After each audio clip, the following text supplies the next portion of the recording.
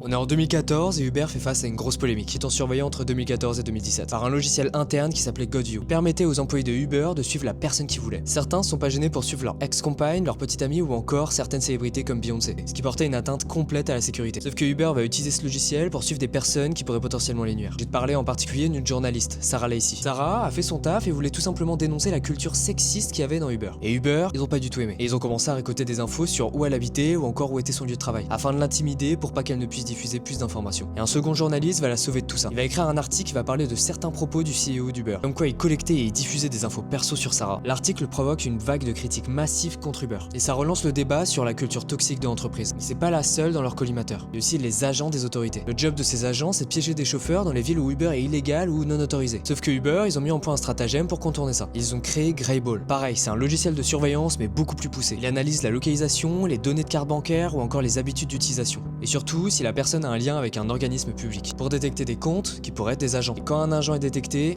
ils les font tourner en bourrique. Ils leur créent une fausse interface avec des voitures fantômes ou annulent systématiquement leurs courses, qui empêche aux agents de collecter des preuves. C'est en 2017 que ça prend fin. Le New York Times révèle Greyball et le ministère américain de la justice ouvre une enquête. Uber promet de cesser toute utilisation de Greyball. Depuis les scandales avec GodView, Greyball, les harcèlements ou encore la culture toxique, soit à fin 2017, Travis Kalanick quitte enfin Uber. Et Uber annonce une refonte complète de sa politique de confidentialité et de conformité. Ils se prennent des amendes de beaucoup de pays. En France, aux Pays-Bas et au Royaume-Uni, ils se prennent un peu plus d'1 million d'euros d'amende. En même temps, ça m'étonne pas, vu les fuites de données monumentales qu'ils ont eues. Enfin bref, des pratiques et des consommations de nos données qui sont complètement hallucinantes. Si tu veux en savoir un peu plus, il y a une série qui parle de ça, c'est la face cachée de Uber.